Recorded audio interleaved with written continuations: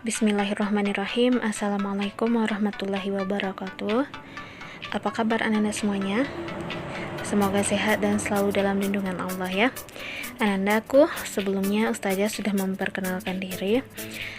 Ustazah ulangin lagi ya, biar semuanya ingat. Perkenalkan, nama Ustazah Arju Warnani. Ustazah mengampu mata pelajaran IPS di kelas ini. Tapi sayangnya karena pandemi kita tidak bisa bertatap muka. Kita doakan bersama-sama ya, semoga pandemi berakhir agar kita dapat bertemu dan bertatap muka lagi. Oke, sebelum kita mulai pelajaran hari ini, ada baiknya kita berdoa dulu sebelum belajar agar ilmu yang kita dapatkan hari ini dapat bermanfaat untuk kita semua. Berdoa dalam hati masing-masing ya. Berdoa dimulai.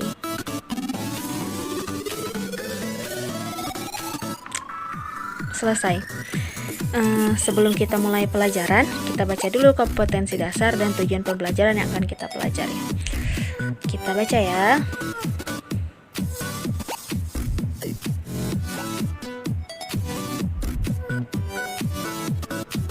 Next, tujuan pembelajaran. Oke. Anak-anakku yang solih-solihah, setelah membaca kompetensi dasar dan tujuan pembelajaran di atas, tentunya kakak abang semua udah tahu kan apa yang akan kita pelajari nanti. Karena ini merupakan pertemuan pertama kita, maka Ustazah akan menjelaskan judul besarnya dulu ya, yaitu ruang dan interaksi antar ruang. Anak-anak semua tentu sudah tahu kan apa itu ruang? Ayo, jangan ada yang nggak tahu ya. Kalau begitu anak-anak pasti tahu. Anda pasti bisa jelaskan apa itu ruang dan apa itu interaksi antar ruang. Oke, kita next ya. Perhatikan gambar di bawah ini. Yang paling pertama itu adalah gambar rumah, di mana rumah adalah tempat yang ditempati oleh manusia. Yang gambar selanjutnya adalah danau. Danau adalah tempat yang ditempati oleh ikan-ikan. Yang di bawahnya ada ruang kelas, ruang yang digunakan untuk tempat kalian belajar. Di sampingnya adalah gambar hutan. Gambar hutan di sini adalah tempat hewan dan tumbuh-tumbuhan tinggal. Di bagian tengah, ini adalah bumi kita, ini adalah dunia kita. Di bumi ini merupakan tempat di mana semua makhluk hidup untuk tinggal. Dari sini, dari gambar-gambar ini, apakah Anda dapat menyimpulkan apa itu ruang? Ayo. Oke, kita next. Dari gambar tersebut kita dapat menyimpulkan bahwa ruang adalah wadah yang meliputi ruang darat, ruang laut, dan ruang udara, termasuk ruang di dalam bumi sebagai satu kesatuan wilayah, tempat manusia dan makhluk lain hidup melakukan kegiatan dan memelihara kelangsungan hidupnya. Nah, lalu apa itu interaksi antar ruang ya teman-teman? Ada yang bisa jelaskan? Ayo. Kalau begitu kita bahas soal interaksi. Sebelumnya, Anda semua sudah tahu kan apa itu interaksi?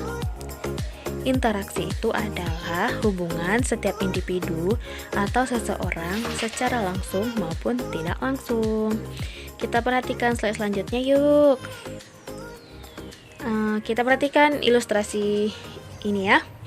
Ini adalah wilayah A, penghasil sayur-sayuran, dan yang di sebelahnya adalah wilayah B, penghasil ikan. Tapi sayangnya di wilayah A kekurangan ikan, di wilayah B juga kekurangan sayuran. Untuk melengkapi kekurangan di setiap daerah ataupun di setiap wilayah tersebut, terjadilah interaksi timbal balik untuk memenuhi kebutuhan mereka. Seperti contohnya wilayah A yang selain sayuran, dia juga pastinya akan membutuhkan ikan. Begitu juga sebaliknya wilayah B, selain ikan, dia juga tentunya butuh dengan sayuran. Dari gambar tersebut, kita bisa menyimpulkan bahwa Interaksi antar ruang adalah peristiwa mengalirnya sesuatu dari satu wilayah ke wilayah lainnya. Wilayah-wilayah itu dapat berupa kota, desa, provinsi, negara, dan benua. Menurut Edward L. Ullman pada tahun 2012 menyebutkan ada 3 hal yang mempengaruhi terjadinya interaksi antar ruang. Ketiga hal itu adalah yang pertama, kesempatan antara, yang kedua, saling melengkapi, dan yang ketiga, kemudahan transfer. Kita bahas satu-satu. Di dalam kesempatan antara, suatu wilayah baru dapat menawarkan alternatif lebih baik bagi suatu wilayah daripada lokasi sebelumnya. Contohnya seperti ini. Penduduk A biasanya membeli barang dan jasa ke lokasi B.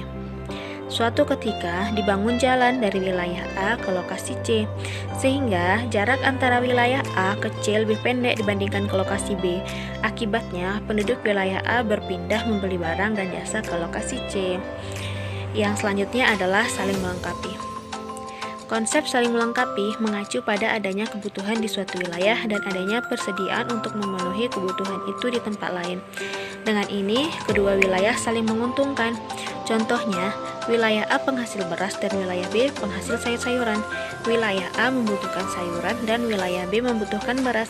Ini sama seperti ilustrasi yang telah Ustazah jelaskan tadi ya. Yang selanjutnya adalah kemudahan transfer. Apa yang dimaksud dengan kemudahan transfer ini? Kemudahan transfer dapat didefinisikan sebagai kemudahan perpindahan orang, barang, informasi, atau uang.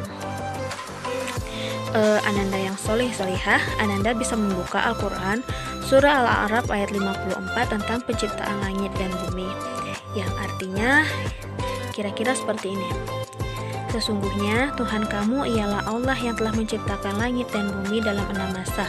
Lalu dia bersemayam di atas ars. Dia menutupkan malam kepada siang yang mengikutinya dengan cepat, dan diciptakannya pula matahari, bulan, dan bintang-bintang, masing-masing tunduk kepada perintahnya. Ingatlah, menciptakan dan memerintahkan hanyalah hak Allah. Maha suci Allah Tuhan semesta alam.